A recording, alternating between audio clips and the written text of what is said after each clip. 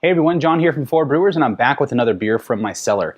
Today we're going back to 2010, and we're drinking a collaboration beer from Allagash and New Belgium Brewing. This is VRIENDEN. VRIENDEN. That's what I think of when I hear that, like a two-stroke motorcycle. This is a sour, I guess you could call it, made with hibiscus flower, lactobacillus, Brettanomyces, all kinds of good stuff, and they recommend pairing it with soft cheeses and whatnot. I don't have any soft cheese today, but I'm going to open it right now, so let's see what it's like.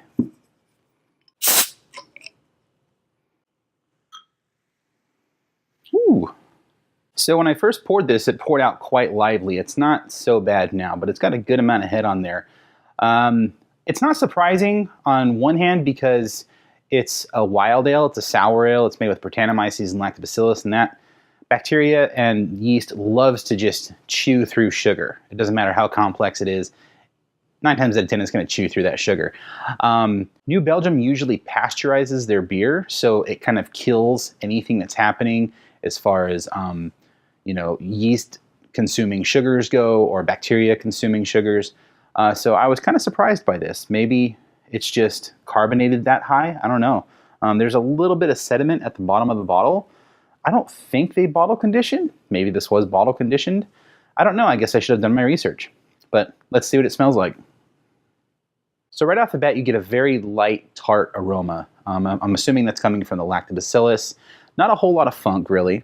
The hibiscus flower is still coming through pretty strong. That's a very delicate kind of aroma. It's sometimes overused in a lot of beers, I think. I don't like smelling a beer that smells like a bouquet of flowers, usually. Well, unless it's like an IPA or something, but that's a whole different kind of flowery bouquet thing. But you can overuse hibiscus flower.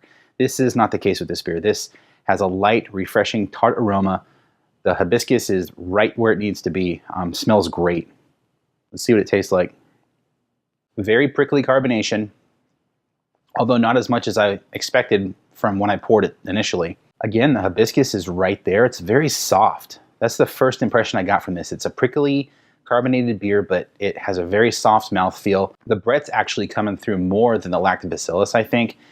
The tart characteristics are kind of in the background on this one, which I like. I like really tart sour beers to a point.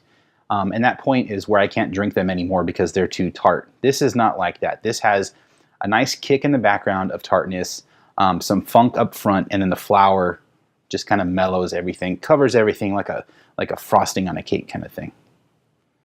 Yeah, I get a little bit of vanilla in there too, just a little tiny bit. It's weird. I did not expect to get that at all from this, but like a vanilla orange kind of thing. I guess that's the hibiscus flower too, kind of morphing into something else. Again, it's just really soft. It's a lovely beer. That's a good way to describe it, I think. It's just everything about it is really, really good. And for this being a 6-year-old bottle at this point, I can only assume it was pasteurized because I don't think it would taste nearly as good as it does if it weren't pasteurized. Again, I'm making an assumption. New Belgium is known for that.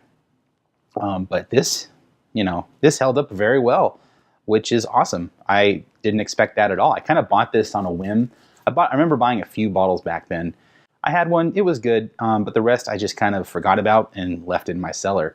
And I was going through it today, cleaning some stuff up, and I found this. So great work, Allagash in New Belgium. New Belgium usually doesn't disappoint, especially with their funky and sour line of beers. They're usually really good. So like I said, well done, and that's one less beer in my cellar.